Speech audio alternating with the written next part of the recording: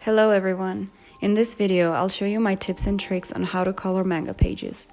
This has been a requested video, so I'm very happy to be making this. Since I mainly color One Piece manga pages, I decided to use this cute panel of Chopper from chapter 1007, page 8 as an example. I am using the app Procreate. However, these steps should apply exactly the same way in Adobe Photoshop, as the layer rules apply the same way. If you're using Procreate, make sure you know the exact dimensions of your page or panel, so you can create a new canvas with the same measurements. Insert your image.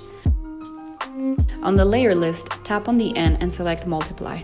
This will make the white parts of the image completely transparent. Tap on the layer and select the option Reference. Reference means you can color drop to fill in the sections of the outline. Create a new layer and drag it under the reference layer. This will be the layer you will color on. Make sure you have the reference images of the characters you will color, if you wish to color them as the original. There aren't much reference images for Chopper in his samurai armor, but the anime intro shows the actual colors. I usually make my own colors, but you can definitely have the reference image as another layer on the canvas, and you can use the eyedropper tool to match the exact same color. My favorite brush is under the section Inking, and it's called Syrup. I use this for both line arts and coloring. There are some parts in the manga that are completely filled in with black, and originally it may have another color. For this, you will rely on your precision more than freely filling in the white spots. Now, create a new layer on top of the reference outline layer.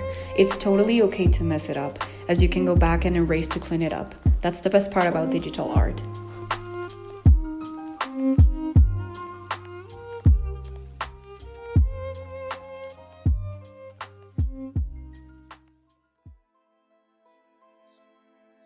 If you feel confident enough, create an additional layer on top of that one for extra black outlines. I did this specially to create the details found in Chopper's anime armor.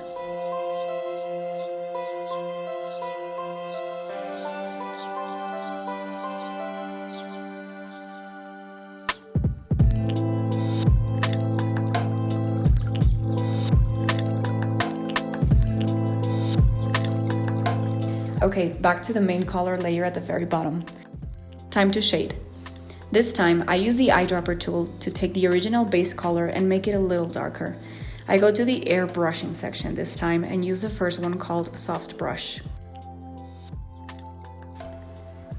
This is my own shading style. However, you can use the same syrup brush to make bolder and simpler shadows, as they usually do in anime.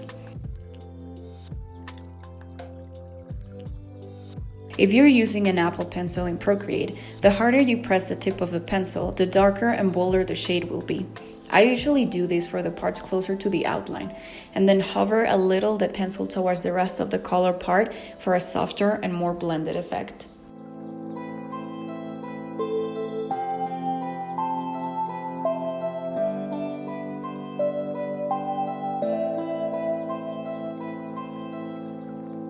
Now for the Japanese text that you typically see on these panels, I like to do a gradient effect. For this, I create a new layer between the outline and the colored layer. It's important that you separate this new layer from the other coloring because it will require a lot of erasing, and you do not want to erase your progress. Start by filling in with your color of choice, using the syrup brush.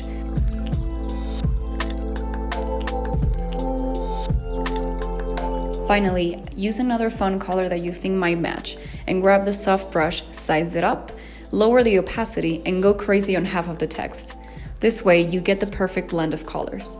Don't worry, now to clean it up, take the eraser tool in the same syrup brush and erase the grading color around the text.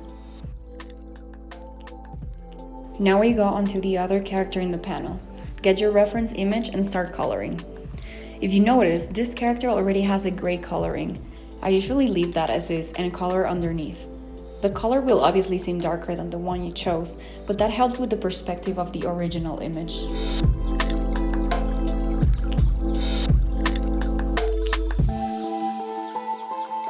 Be mindful that if you use the eyedropper tool after you've colored this, the color will be a lot darker. If you want to avoid having to guess the color, make sure you shade along with each new color that you add. Otherwise, what I do is I just guess the darker color and apply whichever looks best. Nothing the undo button can do to help.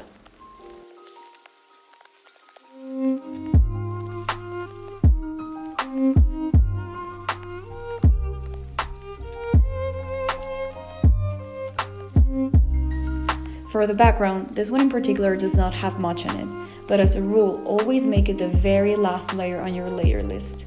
This way, you can go crazy with the background without having to worry on getting it on the characters. Just be cautious of any white bits like the text bubbles or the eyes or the teeth, as you may accidentally get the background there and not notice.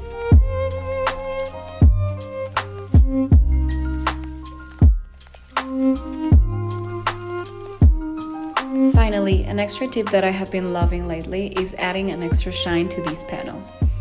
Add yet another layer at the very top of the list and tap the end part and select the option Add. This will make all of the colors you add shiny but see-through. I use the same soft brush and select a bright yellow color. I use a thinner brush size to create some shiny spots on Chopper's helmet and accessories, and it's totally okay to go above the black outlines, as this will create a better shiny effect.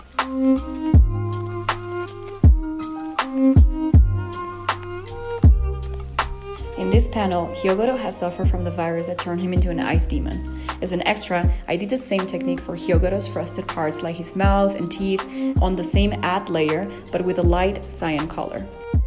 This creates a frosty effect, which I believe fits well with the scene on this panel. And that is it. I really hope this tutorial was helpful and detailed enough. And please do not hesitate to leave a comment if you have any questions or if there's anything else you'd like to see in the future. Thank you so much for watching.